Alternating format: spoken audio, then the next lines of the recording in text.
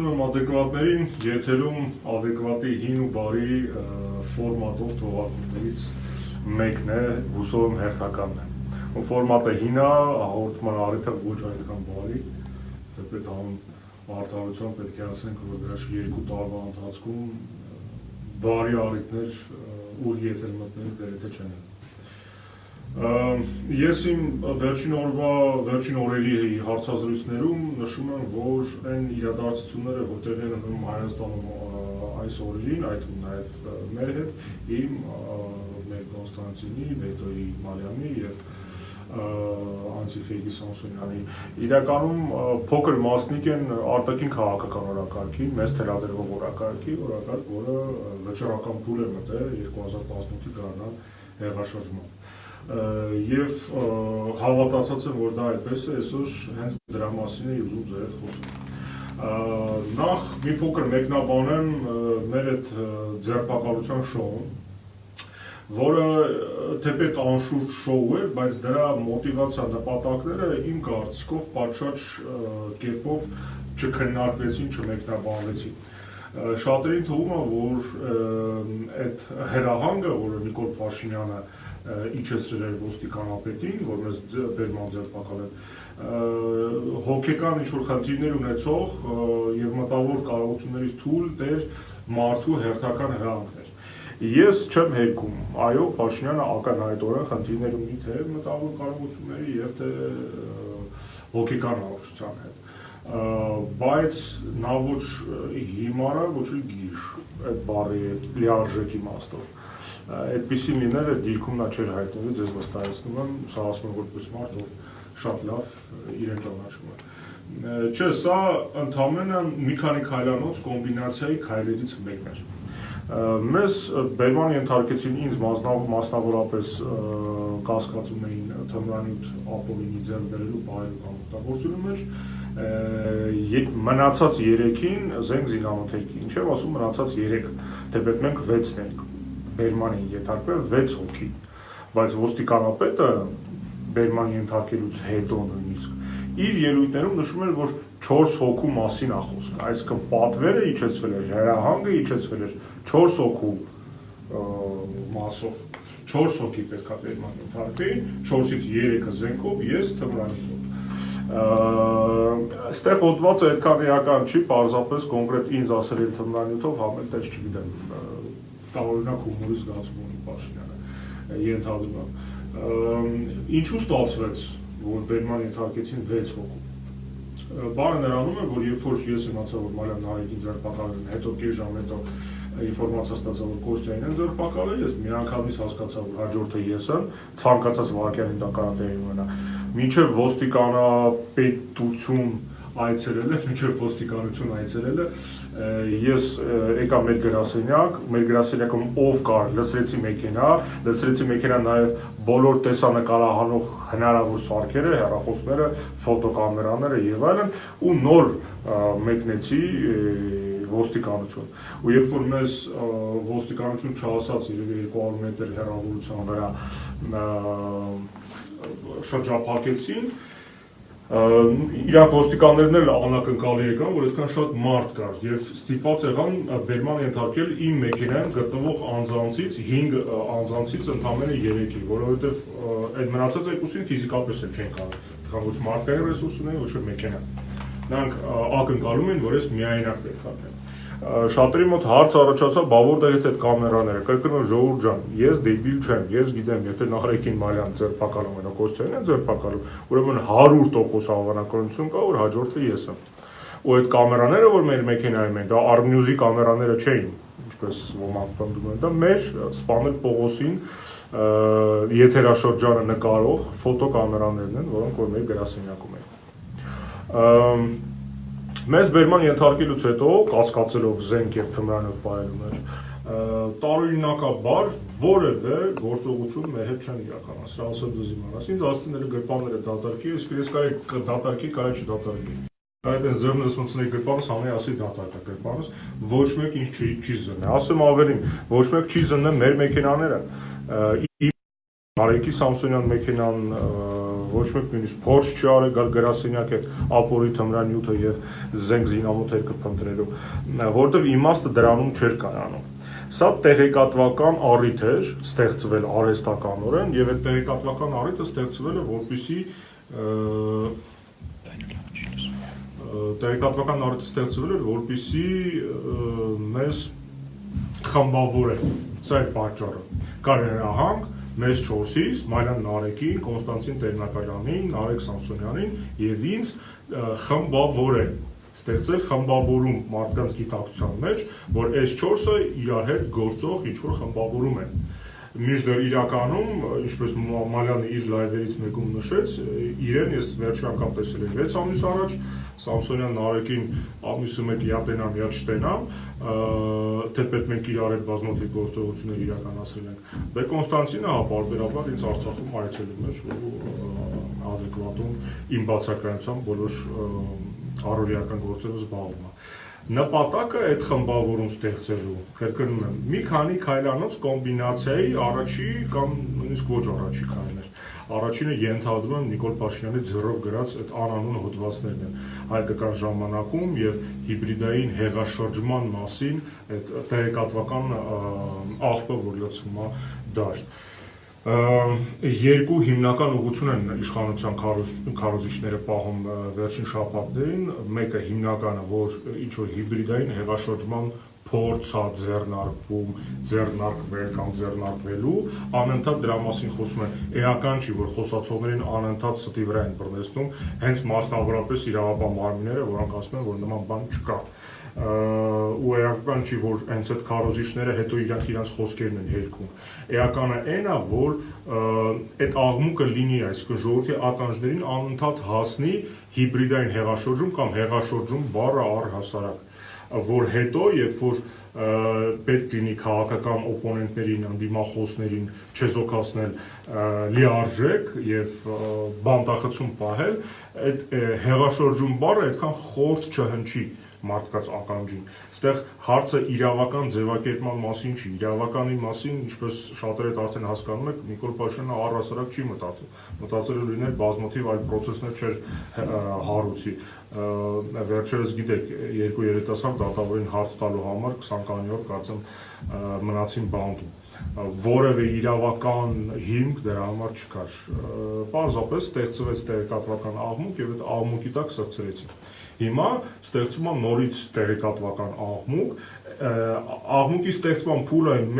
մեծ առումով կարելի ասել արդեն լիարժեք կատարված է, այսինքն հիբրիդային հեղաշրջում բառը տեղեկատվական օրակարգի մեջ է, հիմա այդ հեղաշրջումը իբր թե նախապատրաստող խմբավորումներն է պետք ձևավորել արհեստականորեն։ Քանի որ այդ թեման կեղծ է, սուտ է, նման խմբավորումներ չկան, դրանք պետք է ծնվեն ինչ-որ տեղից, ինչը հեշտ գործ չի։ Ըստ այդմ Փաշինյանը հրահանգել է այդ խմբավորումները ստեղծել ոստիկանությանը։ Ոստիկանությունն էլ այդպես է ստեղծում։ Նա նույն օրը, նույն ժամին գրեթե ձերբակալում է ինչ-որ անձանց, որոնք կարող է սոցիալական ցանցերում իրար լայքում, շերում, կոմենտում են։ Եվ ըստ այդմ կարան սղծվեն խմբավորման տակ, որտեղ հեղաշրջում բառն ինքը ենթադրում է, որ դա նախապատրաստողները պետք է տենց ինչ-որ մեծ բրգաձև կամ մատրիցայաձև կառույց լինի, որտեղ կամ մի քանի գլուխ, կամ մի տենց հզոր գլուխ եւ բազմաթիվ խմբավորումներ, ամեն մեկը իր խնդիրն ալուծում եւ այլն։ Մենք ենթադրվում է, որ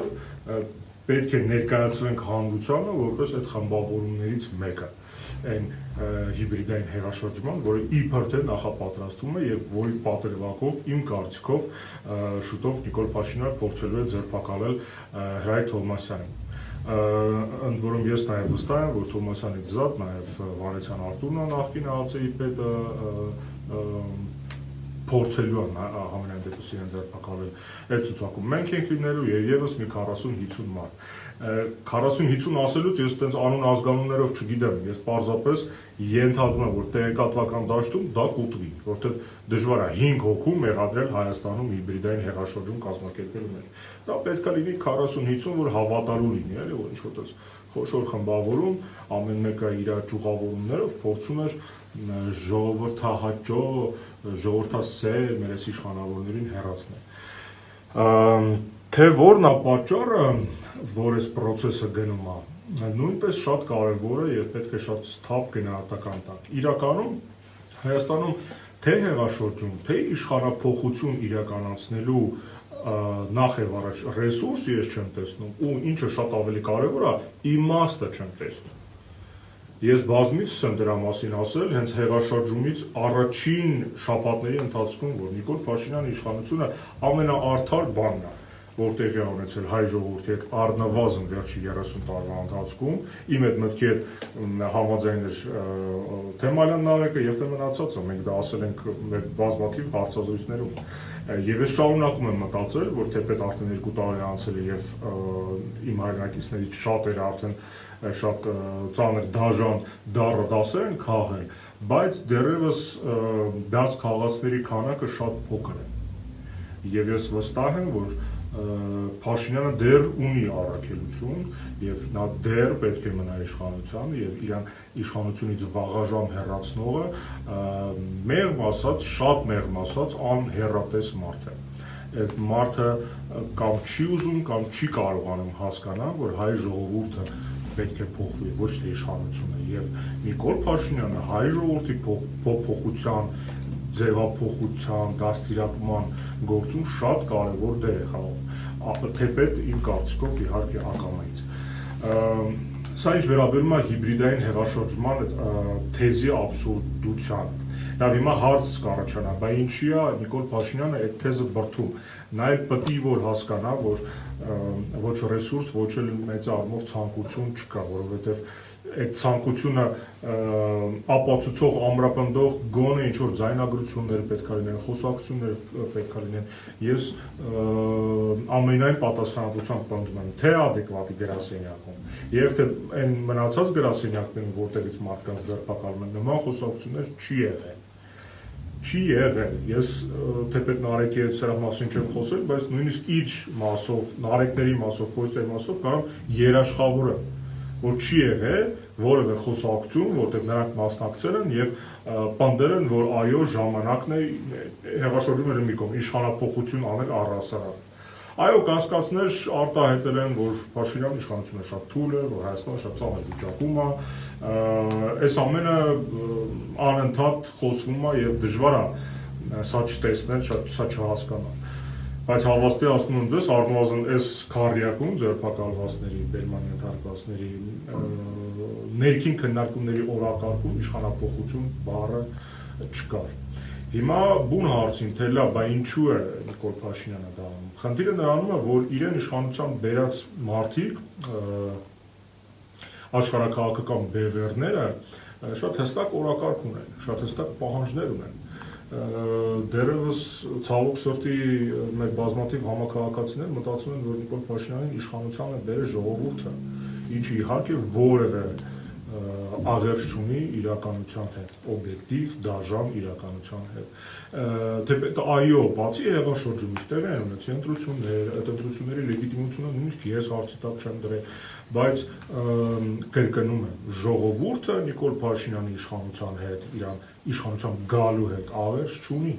Դրանք եղել են քաղաքական տեխնոլոգիաները կիրառվել են եւ մեր ժողովուրդը արել է այն ինչ որ կաներ ցանկացած այլ ժողովուրդ նման պայմաններում։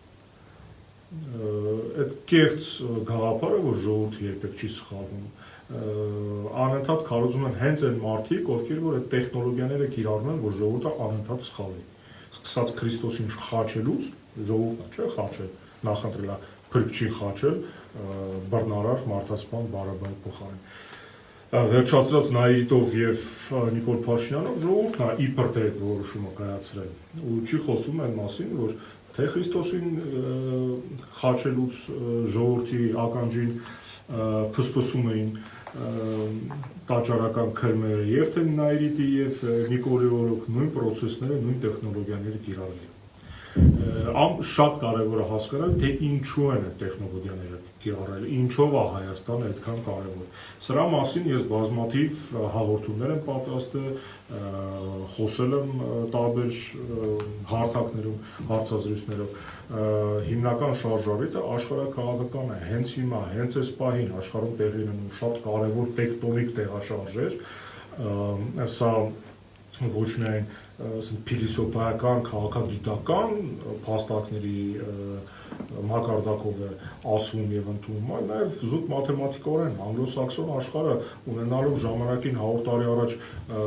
համաշխարհային հնայի 70%-ը, հիմա ունի համաշխարհային հնայի մոտ 30%-ը եւ Չինաստանի նման երկրները, ոչ միայն Չինաստանը, այլ նաեւ Հնդկաստանը եւ այլ երկրները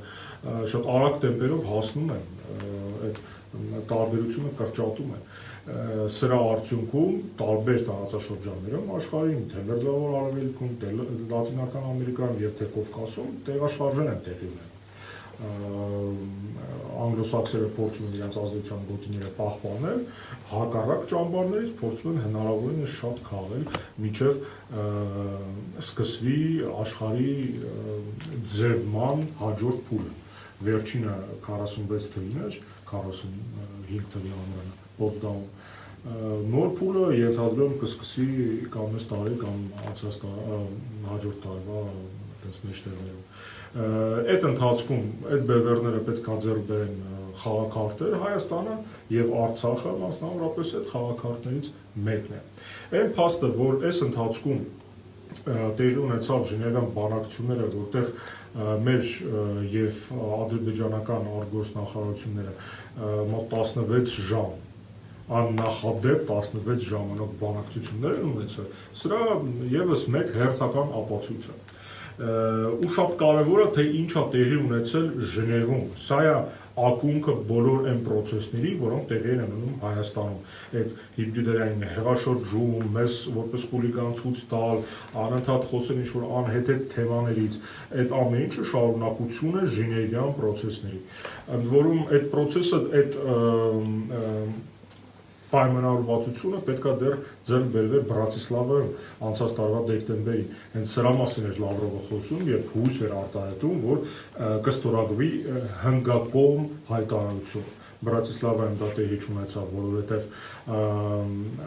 ինչ-ինչ պատճառներով ադրբեջանական կողմը սկսեց գաղտնազերծել բանակցությունների մասին ինչ-որ մանրամասներ, մենք այդ թվում նաև այստեղ Հայաստանում աղմուկ բարձրացրեցինք, ակնհայտ ստի եւ կեղծիքի վրա բռնացրեցինք մեր արտգործնախարարությանը, ինչ-որ բան պլանավորված կերպով չգնաց, process-ը հետաձգվեց մինչև հունվարի 29-ին եւ 30-ին Ժնևում տեղի ունեցած բանակցություններ, որի ընթացքում փաստացի այդ հնգակողմ հայտարարությունը ստորագրվեց, որովհետև բանակցությունների ավարտին թե ադրբեջանական կողմը, թե մեր արտգործնախարարությունը եւ թե Մինսկի խմբի համանախագահող երկրները տարածեցին համատեղ հայտարարություն։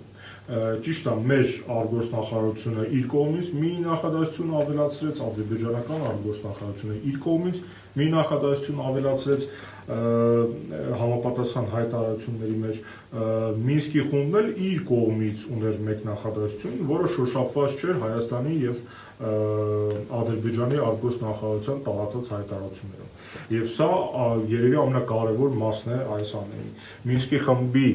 համանախագահող երկրների կողմից տարածված հայտարարության տեքստում շատ հստակ շեշտ կար, որ պետք է պահպանվի կոնֆիդենցիալությունը բանակցությունների, այսինքն բանակցությունները պետք է ընթանան գաղտնի ռեժիմով։ Հայաստանի եւ Ադրբեջանի ժողովուրդները համապատասխանաբար չպետք է տեղյակ պահվեն բանակցությունների ընթացքի մասին։ Ընդ որում այստեղ ես կարող եմ համարում նշել, որ ըստ ամենայնի այդ կոչը ոչ թե մեր հասցեին էր հնչեցվել, այլ հենց Ադրբեջանի իշխանությունների, որովհետև նախորդ Բրատիսլավյան փուլը, երբ պետք է այս հայտարարությունը տարածվեր, տապալվեց հենց որովհետև Ադրբեջանը գաղտնազերծեց բանակցությունների ընթացքի մասին որոշակի ինֆորմացիա, այսինքն Մինսկի խումբը ըստ էության պահանջ է ներկայացրել Ադրբեջանին չգաղտնազերծել բանակցությունների ընթացքը։ Հիմա ստեղ տրամաբանական հարց պետք է առաջանա։ Բա ո՞րն է պատճառը, որ Մինսկի խումբը հենց Ադրբեջանին է պահանջում, իսկ փաստացի դա այդպես էր։ Հենց Ադրբեջանից է պահանջել չգաղտնազերծել process-ը։ Ես ենթադրում եմ, որ այդ նշանակում է, որ գաղտնազերծման պարագայում process-ը կարա խաթարվի եւ այն կարա խաթարվի, որովհետեւ հայկական կողմը կարա ունենա խնդիրներ իր ժողովրդի հետ։ Այսինքն Փաստացի Մինսկի խումբը Ադրբեջանին ասել է չգաղտնազրծես, որ Փաշինյանը կարողանա իր անելիքը անել։ Ընդ որում հայտարարության մեջ հստակ նշվել էր, որ իր անելիքը ունի հստակ ժամանակացույց, գեոգրաֆիա, պլան, միջոցառումների եւ այլն եւ այլն։ Այդ ամեն ինչ արդեն պայմանավորված է։ Եվ արդեն արտահոսներ գնացին իհարկե բանակցություններից, ինչը հնարավոր չէ բացառել ոչ մեկ, ոչ երկում, ոչ հաստատում է, բայց ըստ ամենայնի նաև մեզ ասած հավաստի տեղեկությունների համաձայն հիմա բանակցությունները գնում են ոչ թե հող հանձնել չհանձնելու մասին, այլ Արցախում Ադրբեջանի քաղաքացիներին բնակեցնելու մասին։ Սա է պայմանավորվածությունը, որը արդեն ձեռք է բերվել եւ ապագայում քննարկվելու է դրա ժամանակացույցը, թե ոնց, որտեղ եւ երբ են գալու ադրբեջանցիները Արցախի որ շրջան են գալու եւ որտեղ են նրանք ապրելու։ Այսինքն ըստ էության ստացվում է, որ Նիկոլ Փաշինյանը հող հանձնող չի, դա կսրծնեն որպես խաղաղասիրական նախաձեռնություն, դրա քարոզությունը հենց բուն Արցախում արդեն արվում է, Արցախում տարբեր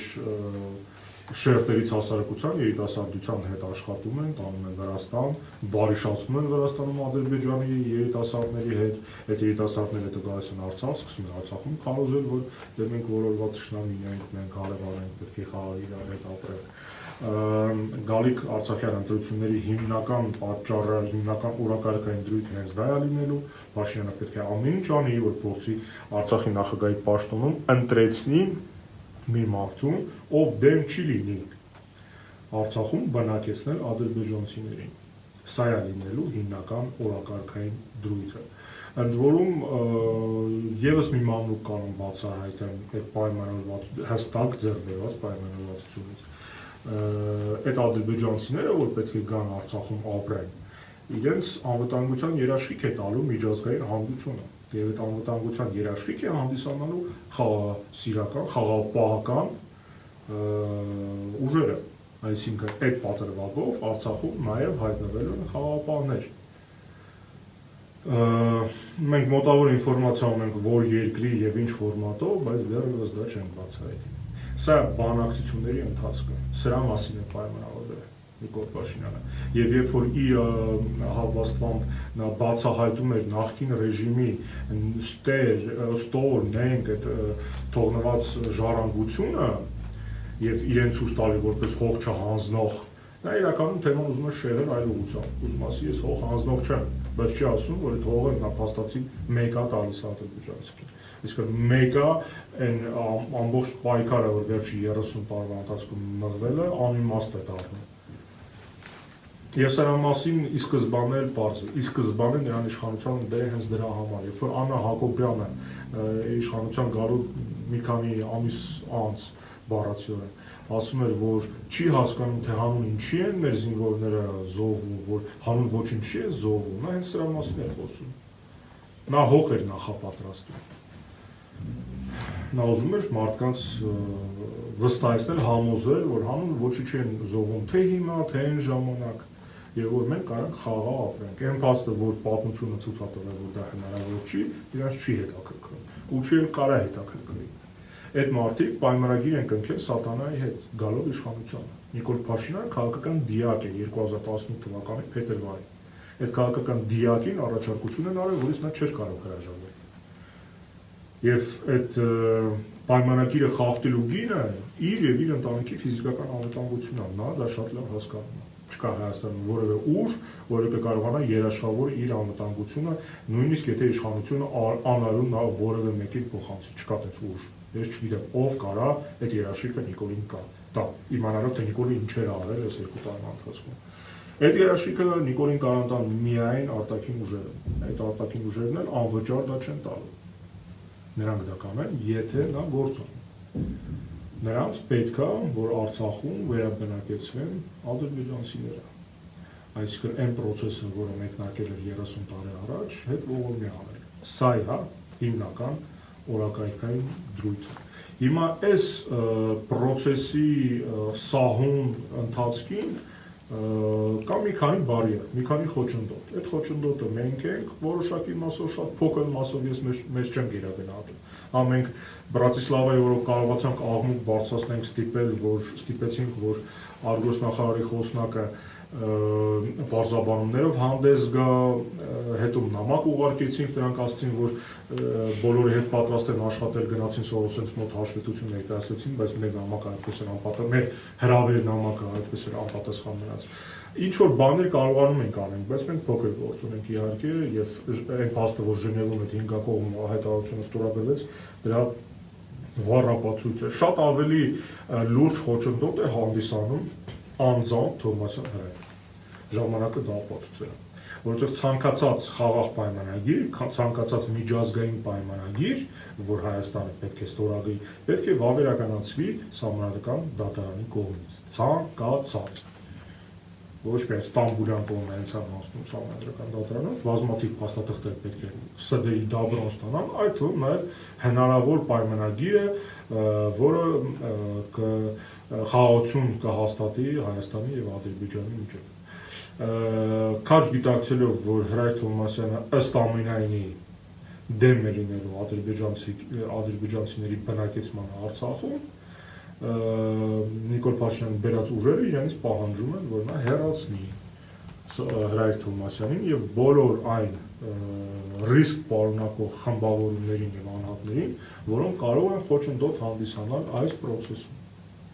Սա է խնդիրը։ Այսինքն նա հիբրիդային հեղաշրջման մասին խոսում է ոչ թե որովհետեւ կա իրոք հեղաշրջման ռիսկ, նման ռիսկ գոյություն չունի, հավաստիացնում եմ ձեզ։ Նա դրա մասին խոսում է, որովհետեւ հերթական տուշոնկան է պետք գցել հերթական գեներալի պատվալը։ Այս դեպքում խոսքը գեներալ Թովմասյանի մասին է։ Չգիտեմ, իրավաբանության գեներալ է, ենթադրում, պատիվը այդ կոչվում է։ Այս պահին իրավապահ մարմինները կառուցում են, ստեղծում են այդ տուշոնկան, մոնտաժում են այդ պայմանական տուշոնկան, որը գցել է մեր ջեբը, մեզ ձերբակալեն ու այդ բանակցային գործընթացը առաջ տանեն, հետո Նիկոլին տան Նոբելյան մրցանակ, ինքն էլ իր համար միտեղ տենց Գորբաչովի նման, Գորբաչովի, Մանդելայի եւ այլ տականքների նման իր թոշակը վայելի, իր հանգիստը վայելի։ Այսա բոլոր տեղի ունեցող process-ների դրամաբանությունը։ Մենք ըստ այդմ ձեռնարկելու ենք քայլեր։ Ես քաջ գիտակցում եմ, որ մեր ռեսուրսային բազան ոչ մի կերպ չի կարելի համեմատել Մինսկի խմբի համանախագահող երկրների ռեսուրսային բազայի հետ։ Բայց նաև չեմ պատրաստվում տենց նստել, սպասել դիտորդի կարգավիճակում չեմ պատրաստվում լինել։ Ինձ մի անգամ արդեն հարցրել են հարցազրույցների ժամանակ վստահ եմ ես արդյոք որ մենք կկարողանանք հաղթել, ոչ ես վստահ չեմ։ Ասեմ ավելին, ինձ թվում է մենք տենց մի 2% շանս ունենք հաղթելու։ Բայց քանի դեռ այդ շանսը կա, անձամբ ես եւ ես վստահ եմ, որ իմ ընկերները իմ հետ մինչեւ վերջի կաթիլ քրտինքի եւ արյան պայքարելու են։ Այս պայքարի շրջանակներում մենք օրինակ բացահայտելու ենք, շարունակելու ենք բացահայտել այն փաստը, որ Հայաստանի Հանրապետության փաստացի նախագահ ուղղակիորեն շահագրգռված է Ադրբեջանում կառուցված նավթային եւ գազային ենթակառուցվածքների անվտանգությանը ապահովելու մեջ, որտեղ ինքը դեռ փող է ստանում։ Տասնյակ միլիոնավոր դոլարներ այդ մարդը ներդրել մեր զինված ուժերի համար 1 թիրախի մեջ։ Սա ոչ մեկի համար գաղտնիք չի, ռազմավարական առումով մեր զինված ուժերի, մասնավորապես հրթիռային ուժերի համար 1 թիրախը ադրբեջանական նավթային գազային ենթակառուցվածքներ, որտեղ փող է դրել Արմեն Սարգսյանը եւ դիվիդենդներ է շահում։ Այսինքն Արմեն Սարգսյանի շահերը ուղղակիորեն բախվում են հայկական զինված ուժերի եւ հայկական պետության, հայ ժողովրդի շահերի։ Սա մենք անընդհատ բացահայտելու ենք։ Մենք խաղաղասիրական նախաձեռնությամբ հանդես եկանք եւ Արմեն Սարգսյանին մատակարարեցինք իր Ադրբեջանում իր փայը փոխհատուցող նավթամթեր նամակ էին գրել, փորձել ենք ճշտել ինչ եղավ են ոչկաների հետ, բարերների հետ, որ մենք մատակարարել ենք։ Հենց այսօր ես պատասխանը ստացա նախագահի գրասենյակից, մեզ հավաստիացնում են, որ Հայաստանի նախագահի աշխատակազմը պատասխանատվություն չի կրում նախագահի աշխատակազմի վարչական շենքի եւ նրա հարակից բացության տարածքում սահմաններից դուրս գտնված կամ գտնվող իրերի համար, այսինքն կոպիտ ասած, այդ իրերը նրանք չեն ընդունել։ Մենք խնդրել էինք մեզ հայտնել, արդյոք ընդունելի է մեր խաղաղասիրական նախաձեռնությունը, արդյոք Արմեն Սարգսյանը պատրաստ է հրաժարվի Ադրբեջանում իր փայից, եթե մենք ֆինանսապես իրեն փոխհատուցենք, այդ մարդիկ այդ հարցին հրաժարվում են նույնիսկ պատասխանել։ Ի պատասխան սրա, մենք որոշել ենք վաղը եւս մեկ բարի կամքի դրսևորում իրականացնենք եւ այս անգամ ավելի մեծ խմբականակով բարելների ուղևորվենք Բաղրամյան 26, այս անգամ ես անձամբ կլինեմ, որովհետև քննարկեցինք տղեկեք, մտածեցինք կարողա զուտ քաշում այն փաստից, որ առաջին դեմքի մակարդակով չի արվել այդ առաջի քայլը, այսինքն միգուցե ուզում է առաջի դեմքի մակարդակով համագործակցել, կամ միգուցե քանակն է եղել փոքր նավթամթերքի, դրա համար մենք կրկնապատկել ենք քանակը, եւ այս անգամ ամեն ինչ անելու ենք, որ գորե պաշտոնապես այդ մարդիկ ընդունեն մերս չգիտեմ, վեր ասեմ, կաշառք ասեմ, փոխհատուցում, նրանք պաշտոնապես ընդունեն, որ պատասխանեն արդյոք մեր այս առաջարկը, մեր այս խաղաղասիրական պրոյեկտը Արմեն Սարգսյանի համար ընդունելի է թե չէ։ Արդյոք մենք կարող հույս ունենք, որ եթե մենք ազգովի փող գցենք ու իրան վճարենք, նա կհրաժարվի ադրբեջանական նավթային ենթակառուցվածքները պաշտպանելու իր առաքելությունը։ Դա տեղի ունենալու վաղը, ենթադրում եմ վաղ առավոտյան դες ժամը չենք ֆիքսել, մենք հրապարակավ կտեղեկացնենք դրա մասին եւ կհրավիրենք ԶԼՄ-ներին այս եւ բազմաթիվ այլ գործողություններ են միտված լինելու խափանել այն process-ը, որ հիմա տեղի է ունենում միջազգային հարթակներում եւ իմ համոզմամբ միտված է հայկական դիմադրողականությունը վերջնականապես ոչնչացնել, որովհետև հենց որ ադրբեջանական տարերը ներուժեցին Արցախ, հենց որ այնտեղ տեղակայվեցին խաղաղապահ ուժեր, ժամանակի հարց է լինելու Արցախը եւ Զանգեզուրը մասնավորապես հանձնելը, մեզ վերապահված է լինելու այն ինչ որ մեզ ուզում էին վերապահեին Բաթումի պայմանագրով, այսինքն 12000 քառակուսի կիլոմետր, որտեղ շատ Երևանն ու Էջմիածինն լինելու են անկախ ամենից գործողություններ, անկախ ամենից ես ձեզ տեղեկացնելու եմ, թե որն է պատճառը, որ այտենց մեզ իբր թե PR-ում Փաշինյանը։ Դուք ճիշտ եք, մասամբ իհարկե։ Այո, հենց PR-ի նպատակ ուներ Փաշինյանը, երբ որ մեզ ձերբակալում էր։ PR-ը միշտ չի, որ լավ իմաստով է, վատ PR-ը կարող է, չէ՞։ Մեզ ինքը PR-ում էր որպես խմբավորում, որը ապագայում կմեղադրվի հիբրիդային հեղաշրջման նախապատրաստական փուլերից մեկին աջակցելու։ Սա է պատճառը։ Ու այս գործի տակ նա փորձել է ձերբակալել բոլոր նրանց, ովքեր որ կարող խոչընդոտ հանդիսանան Արցախում ադրբեջանցիներին բնակեցնելու գործընթացին։ Երկար ստացվեց, ահագին կուտակվել էր վերջի անգամ, կարծում ինչքան 1.5 տարի առաջ էի այսպես ֆորմատով լայն մտել։ Շնորհակալություն եմ հայտնում ուշադրության համար, մենք ձեզ տեղեկացած կպահենք, շատերդ արդեն բաժանորդագրված եք, մենք այս տարի սկսում ենք ինստիտուցիոնալ զարգացման մեր փուլը, երբ արդեն անդամագրության մասսայական պրոցեսն ենք սկսելու, հենց որ բոլորիդ հորդորում եմ եւս մեկ քայլ անել, բացի բաժանորդագրվելուց, արդեն անդամագրվել նաեւ adekvatին, եթե իհարկե դուք բոլորդ ուզում եք ձերբակալել։ Որտեղ դա ես դες կարամ երաշխավորեմ։ Ես դες կարամ երաշխավորեմ, որ եթե կարողանան էլ կանգնեցնել, ապա միայն ձերբակալելով, թեպետ նույնիսկ դա կարծում եմ process-ը չի կանգնեցնել։